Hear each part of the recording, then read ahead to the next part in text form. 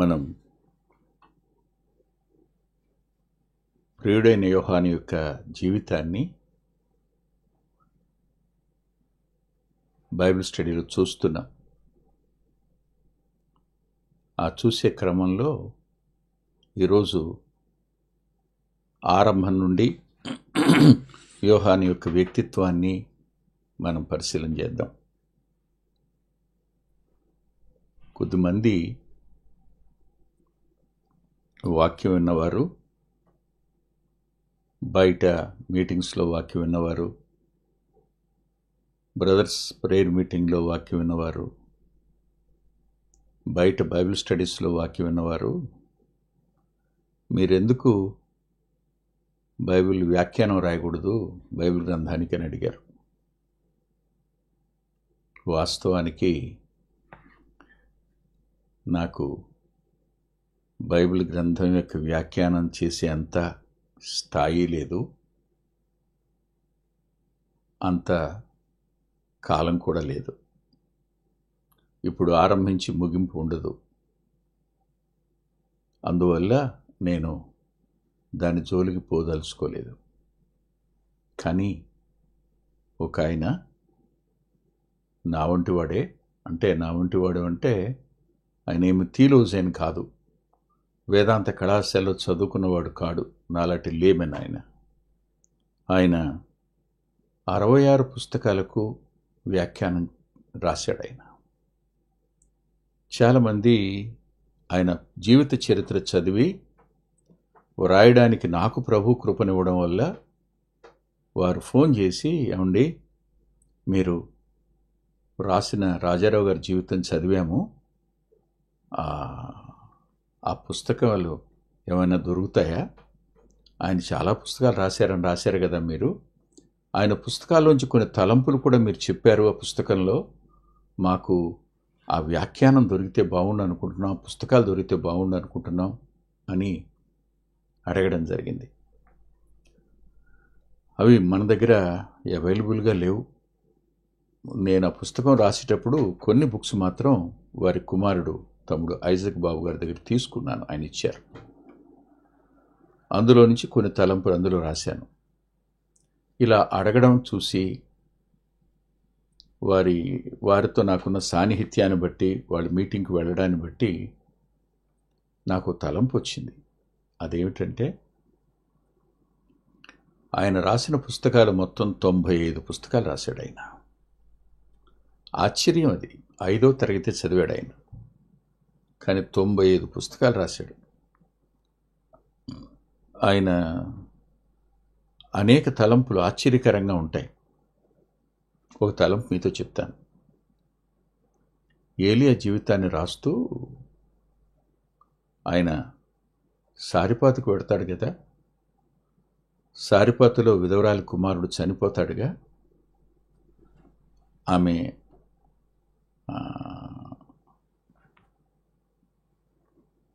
ఆయన వెళ్ళి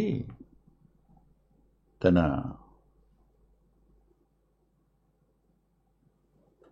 పడక మీద ఉన్న బిడ్డ దగ్గర పారచాచుకుంటాడు కదా, ఇలా అంటాడు అక్కడ రాజారావు గారు, ఇతడు లేవకపోతే నాకిక విశ్రాంతి లేదు కదా. అది ఆ మంచం.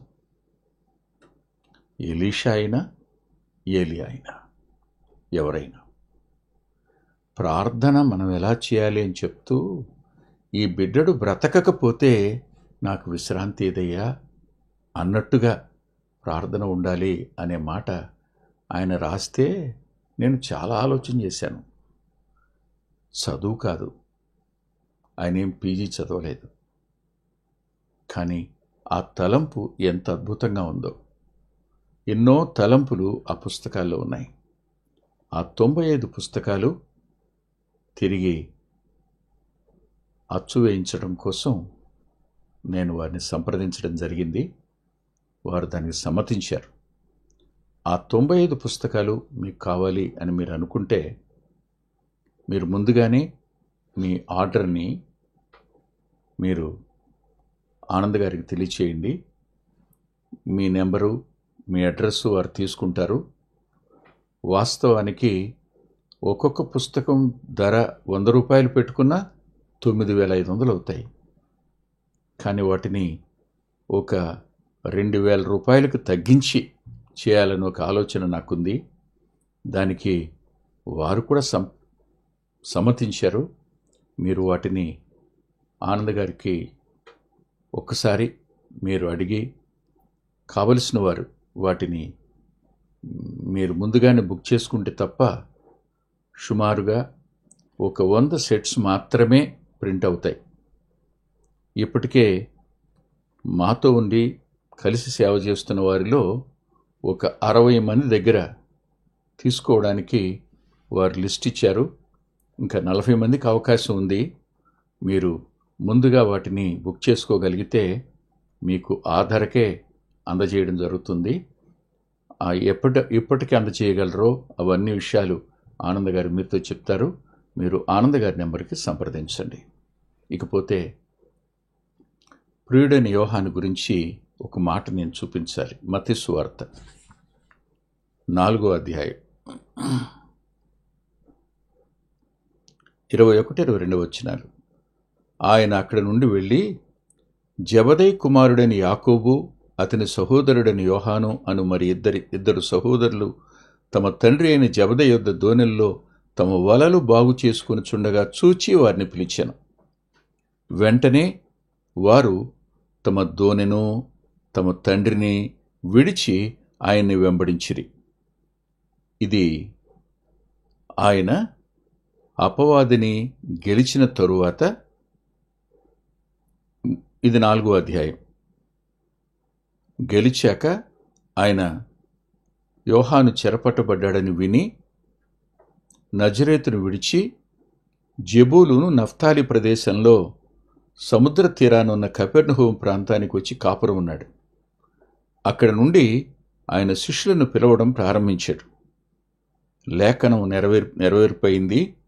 చీకటిలో ఉన్నవారు ఆశ్చర్యకరమైన వెలుగు చూశారని ఆయన తన వెలుగులోనికి పిలుస్తూ సీమోనును ఆంద్రేయును పిలిచి అక్కడి నుంచి నడిచి వెడుతూ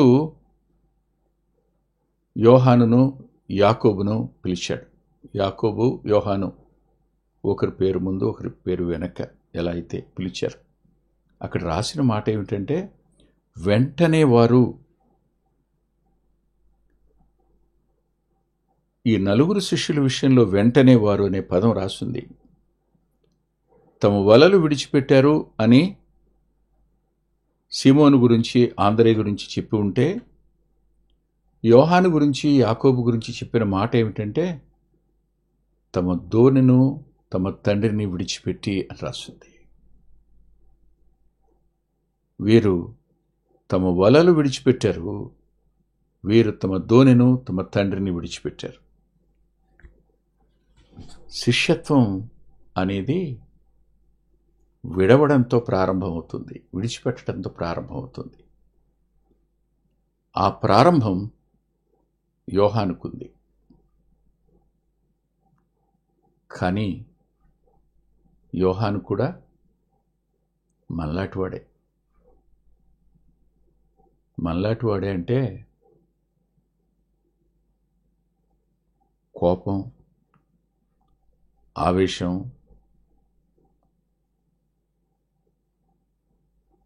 ఇతరులను సహించలేకపోవడం, ఇవన్నీ మన లక్షణాలు కదూ. సహజంగా శిష్యుల్లో సీమోను, పేతురులో మన లక్షణాలు ఎక్కువ కనపడుతుంటాయి. అలాగే యోహాన్లో కూడా మన లక్షణాలు కనపడతాయి. ప్రభువును వెంబడిస్తున్నటువంటి వీరిలో యోహానులో కూడా క్షమించండి, ఆ షార్ట్ టెంపర్, త్వరగా కోప్పడే స్వభావం కానీ,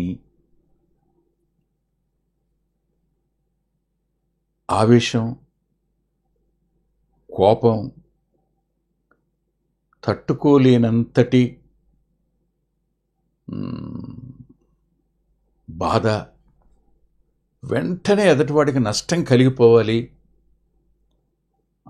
అనే ప్రతీకారేచ్ఛ కనపడతాయి. నేను ఈ మాటలు అంటున్నందుకు మీరు నన్ను అపార్థం చేసుకోవద్దు. నేను ఈ బైబిల్ స్టడీలో 2 విషయాలు మీ ముందుంచుతాను. దయచేసి నాతో పాటు రండి.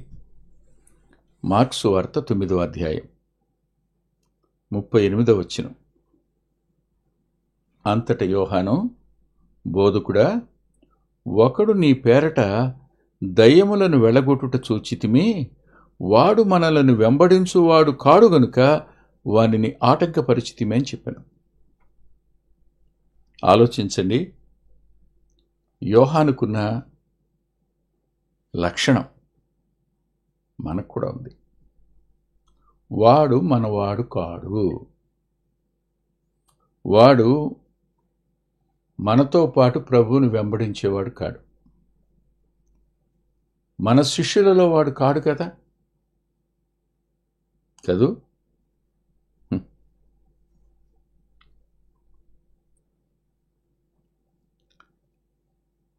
అందుకని అతన్ని ఆటంకపరిచాడట యోహాను. అంటే ప్రభువు వెంటలేడేమో, యోహాను ఒక్కడే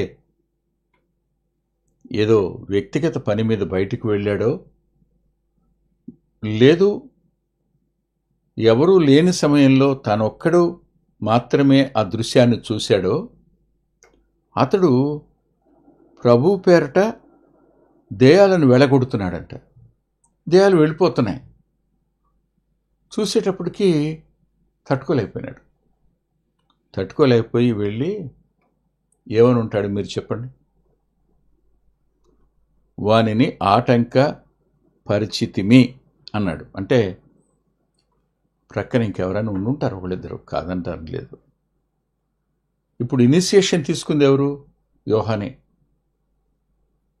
మరి ఆటంకపరిచినప్పుడు ఫస్ట్ ఎవరు ఉంటారు? తానే ఉండుంటాడు. ఈరోజు కూడా చాలామంది వారి ఆలోచన ఎలా ఉన్నాయంటే, మేము మాత్రమే నీతిమంతులం, మేమే భక్తి కలిగిన వాళ్ళం. ఇది ఆలోచన. ఎవరిని అంగీకరించలేం, ఎవరి మాటను, ఎవరి పరిచర్యను సర్టిఫై చేయలేం. ఇలాంటి తట్టుకోలేని, ఓరవలేని పరిస్థితి ఆనాడు ఉంది, ఈనాడు కూడా ఉంది. ఆలోచించండి. ఒక వ్యక్తి వాక్యం చెప్తున్నప్పుడు, మావాడేనండి, నా దగ్గరే నేర్చుకున్నాడు అంట. నువ్వు ఒక దగ్గర నేర్చుకున్నావు, అతను నీ దగ్గర నేర్చుకున్నాడు. ఇది ప్రభువు ఒకరి నుంచి ఒకరికి అందచేయాలని నిర్ణయించిన పరిచర్య కదా. దాన్ని బట్టి అతను తక్కువైపోతాడా? లేదు. అతడు మన డినామినేషన్కి చెందినవాడు కాదు, మన సహవాసానికి చెందినవాడు కాదు, మన గుంపుకు సంబంధించిన వాడు కాదు. అతన్ని అంగీకరించే మనసుకి ఉండదు. ఎట్టి పరిస్థితుల్లో అంగీకరించలేరు. అంగీకరించే అవకాశమే ఉండదు. మీరే ఆలోచించేయండి ఒకసారి. ఇది దేనికి సంబంధించిందంటారు? క్షమిస్తారా? ప్రభు మనసును అర్థం చేసుకోలేకపోవడం. ప్రభువును బట్టి మనం గొప్పవాళ్ళం అనుకోవడం. ప్రభువును మనం వెంబడించటం మూలంగా మనం గొప్పవాళ్ళమని, మన వెంట రానివాడు తక్కువవాడు అనే భావం. ఇది మీలోనూ నాలోనూ మనలో ఉండే ఓ ఈగో కాదా? స్వయానికి సంబంధించిన అతిశయం కాదా? ప్రారంభంలో మనందరిలో ఇలాంటివి ఉంటాయి. కాలం వెంట వాటన్నిటిని ఆయన సరిచేసేవాడుగా, సరిదిద్దేవాడుగా, లోపాలను ఆయన గద్దింపునకు గురిచేసి సరిచేస్తాడు ఆయన. యోహాను గారు అన్నాడు, ఒకడు నీ పేరట దయ్యములను వెళ్ళగొట్టి చూచితిమి, వాడు మనల్ని వెంబడించువాడు కాడు గనుక వానిని ఆటంకపరిచితమని ప్రభువుతో చెప్పాడు. అందుకు యేసు, వానిని ఆటంకపరచుకుడి. ఇవాళ ఎంతమంది ఆటంకపరచడానికి సాధనాలుగా ఉన్నారు? ఎంతోమంది ఆటంకపరచడానికి సాధనాలుగా ఉన్నారు. వారి బోధలో తప్పు లేదు, వారి కార్యాలలో తప్పు లేదు, వారి సాక్ష్యంలో పొరపాటు లేదు. కానీ వారు వాక్యం చెప్తే మాత్రం మేము సహవాసాల్లో ఒప్పుకోం, ఓర్చుకోమని ఆటంకపరిచేటువంటి వ్యక్తులు ఎంతమంది లేరు? ఒక దైవ సేవకుణ్ణి ఓ సహవాసం వారు పిలిచారు. పిలిచినప్పుడు ఆ సహవాసంలో ఉన్న చాలామంది తిరగబడ్డారు. నో, అతన్ని పిలవడానికి వీల్లేదు అని. అప్పుడు ఎవరైతే పిలిచారో ఆ పెద్దవారు వారిని ప్రశ్నించిన ఒక మాట నాకు వినపడింది. అదేమిటంటే, ఆంధ్రప్రదేశ్ అంతటా, తెలంగాణ అంతటా, భారతదేశం అంతటా మన సహవాసం ఉంది. కానీ సాక్ష్యం లేని పెద్దలని వాడుకుంటున్నారే, సాక్ష్యం కోల్పోయిన సేవకులను వాడుకుంటున్నారే, జీవమే లేనటువంటి వర్తమానాలు చెప్పేవాడికి మీరు స్థానమిచ్చి వాడుకుంటున్నారే, దేవుడు వాడుకుంటూ జీవం ప్రవహిస్తున్న ఆ వ్యక్తిని మీరు ఆటంకపరుస్తున్నారు కదా అని ఆ పెద్ద ఆయన అంటే, వాళ్ళు ఆయన మాట ఒప్పుకోలేదు, ఆయన మీద తిరగబడ్డారు, ఆయన బాధపడ్డాడని విన్నాను నేను. ఇదంతా ప్రారంభ దినాల్లో జరిగితే బాగుండేది. వయసు పెద్దదై పెద్దవాళ్ళం అయిపోయిన తర్వాత కూడా ఇదే పడికట్టు రాయిని కొనసాగింప చేసుకోవడం అనేది దిద్దుబాటుకు చోటివని మనస్తత్వం. ఇది ప్రమాదం కదా. వారు దిద్దుబాటును ఒప్పుకోరు, దిద్దుబాటుకు లోబడరు. రండిక్కడ ప్రభు అన్నాడు, నా పేరట అద్భుతములు చేసి నన్ను చులకనగా నిందింపగలవాడెవడూ లేడు. ఆ వ్యక్తి ప్రభువుని చులకన చేసి నిందించేవాడైతే మీరు అలాంటి వ్యక్తితో సాంగత్యం చేయకండి, అలాంటి వ్యక్తిని గౌరవించకండి, లేదు అలాంటి వ్యక్తిని పిలవకండి, అలాంటి వ్యక్తిని అంగీకరించకండి. నా పేరట చేసి నన్ను ఎలా చులకన చేస్తాడు, నన్ను ఎలా నిందిస్తాడు? మనకు విరోధి కానివాడు మన పక్షమునున్నవాడే. ఏమీ అద్భుతమైన స్టేట్మెంట్ ఇది. మనకు విరోధి కానివాడు.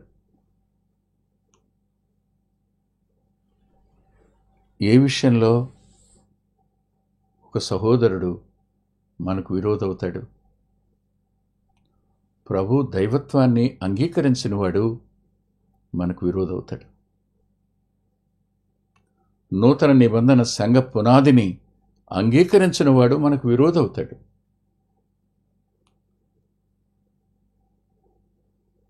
ప్రభు యొక్క దైవత్వాన్ని అంగీకరించేవాడు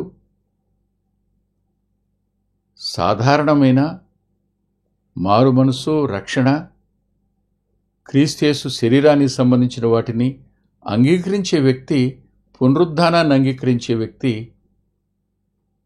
విరోధి కాడు కదా.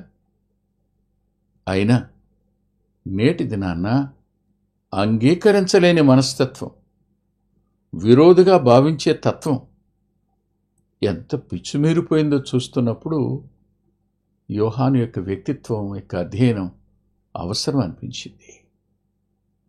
ప్రభు ఆనాడు చెప్పారు, ఈనాడు మన కొరకు వ్రాసి ఉంచారు, ఖచ్చితంగా వ్రాసి ఉంచారు. ఒక దైవ సేవకుడు, ఆయన ఎవరిని అంగీకరించడని, బయట వారిని ఎవరిని ఆయన అస్సలు ఒప్పుకోడని ఆయనకి ఆ పేరుంది. కానీ ఆయన వయసు పెరిగింది, పెద్దవాడయ్యాడు. ఆయనలో వాక్యాన్ని గురించిన ప్రత్యక్షత, ప్రభు యొక్క విశాల హృదయం ఆయన అంతరంగంలోనికి వచ్చింది. వచ్చినప్పుడు రిజిడిటీ అనే దానిలో నుంచి ఆయన బయటపడ్డాడు. చాలా సంకుచితంగా ఉండేటువంటి ఆ వ్యక్తిత్వం నుండి అంగీకరించగలిగినటువంటి ఆ అద్భుతమైన పరలోకపు ఆలోచన విధానం వద్దకు ఆయన రావడం నిజంగా గొప్ప సంగతి. కొంతమంది ఇది లేకుండానే కన్నుమూశారు. వాళ్ళందరూ రేపటి దినాన నిత్యత్వంలో తల ఉంచుకోవాల్సి వస్తుంది ప్రభు ముందు. ప్రభు అన్నమాట విరోధి కానివాడు, మనకు విరోధి కానివాడు మన పక్షమునున్నవాడే. ఈ మాటను దయచేసి మనం మన హృదయాల మీద వ్రాసుకోవాలి. దీనిని బట్టి మనం ఏ వ్యక్తిని, ప్రభువును సరిగా వెంబడిస్తున్న వ్యక్తిని, ప్రాథమిక సిద్ధాంతాల విషయంలో ఏమాత్రం వ్యత్యాసం లేనివాడిని, మనం చెప్పుకున్న విషయాలలో అంగీకరించే వ్యక్తిని మనం ఎన్నడూ శత్రువుగా చూడకూడదని ప్రభు చెప్తున్నాడు. ఇక్కడంటూ ఒక మాట అన్నాడు, మీరు క్రీస్తు వారని నా పేరట మీకు గిన్నెడు చన్నీళ్లు త్రాగనిచ్చినవాడు తనకు రావలసిన ఫలము పోగొట్టుకొనడని మీతో నిశ్చయముగా చెప్పుచున్నాను అన్నాడు. అసలు దానికి దీనికి సంబంధం ఏమిటి? సంబంధం లేనట్టుగా కనపడుతున్న కొన్ని వచనాలు ఆ తర్వాత ఆయన పలికారు. నా యందు విశ్వాసముంచు ఈ చిన్నవానిలో ఒకనిని అభ్యంతరపరుచువాడెవడో వాడు మెడకు పెద్ద తిరుగటరాయి కట్టబడి సముద్రములో పడవేయబట్ట వానికి మేలు. కాంటెక్స్ట్ ఇదే, సందర్భం అదే. మీరు అలాంటి వ్యక్తికి, ఓ చిన్న వ్యక్తికి, చిన్న బిడ్డకు, అతడు మనం వెంబడించకపోవచ్చు, అతడు పసివాడై ఉండొచ్చు, కానీ నా పేరు మాత్రమే అతనికి తెలిసి ఉండొచ్చు. నా నామం పేరట కార్యాలు జరుగుతాయని నమ్మాడు, అంతకుమించి ఇంక అతనికి ఏం లేదు. నా వెంట ప్రయాణించినవాడు కాదు, ఎదిగినవాడు కాదు, మీలాగూ నేను చెప్పిన బోధలన్నీ విన్నవాడు కాదు, కొంతవరకు విన్నాడేమో మనల్ని వెంబడించకపోయినా. అలాంటి వాడిని మీరు అభ్యంతరపరిచారు. ఒక చిన్నవాడిని అభ్యంతరపరిస్తేనే వాడి మెడకు తిరుగటరాయి కట్టి అటువాణ్ణి సముద్రంలో పడవేయటం వాడికి మేలు అని అన్నాడు ఆయన. నా యందు విశ్వాసముంచు చిన్నవారిలో, విశ్వాసముంచే చిన్నవారిలోనే ఇలా అయితే విశ్వాసముంచి దేవుని పేరట కార్యం చేస్తున్న వ్యక్తిని ఆటంకపరచడం అనేది ఇంకెంతటి ప్రమాదకరమైందో ఒకసారి ఆలోచించండి మీరు.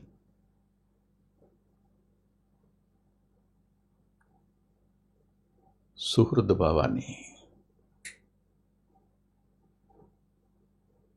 క్రీస్తు యొక్క సార్వత్రిక సంఘం యొక్క భావాన్ని,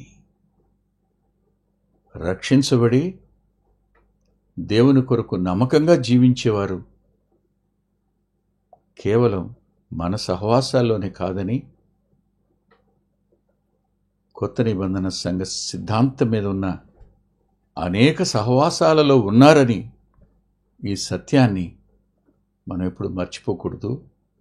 అలాంటి వారికి మనం విరోధులమై దేవుని యొక్క శిక్షకు, దేవునికి కోపం తెప్పించేవారిగా ఉండకుండా ఉండాలని హృదయపూర్వకంగా బ్రతిమాలుతున్నాను. మిగిలిన తలంపులు వచ్చే వారం చూసుకుందాం. తల్ల ఉంచి ప్రార్థన చేసుకుందాం. ప్రేమగల మా ప్రియ తండ్రి, కృపగలిగిన మా దేవ, కొద్ది మాటలు చెప్పుకోవడానికి సహాయపడ్డారు. కృతజ్ఞత చెల్లిస్తున్నాం. ముందున్న సమయాన్ని దీవెనగా మార్చండి. మా ఆలోచన విధానంలో మేము ఏర్పరచుకున్న అభిప్రాయాల వద్ద మేము నీ వాక్యపు ప్రత్యక్షతలో సరిదిద్దుకునే మనసును మాకిమ్మని, మీ ఆత్మకు, మీ ఆత్మ యొక్క ప్రబోధానికి లోబడేటువంటి విధేయతను, మిమ్మల్ని సంతోషపరిచే విధేయతను మేము కనపరిచే కృపనిమ్మని యేసుక్రీస్తు ప్రభువారి పేరట ప్రార్థిస్తున్నాం తండ్రి. ఆమేన్. ఆమేన్. ప్రభు చిత్తమైతే ఆదివారం ఉదయం 9:30 గంటలకు లైవ్లో కలుసుకుందాం. దేవుడు మిమ్మల్ని దీవించునుగాక.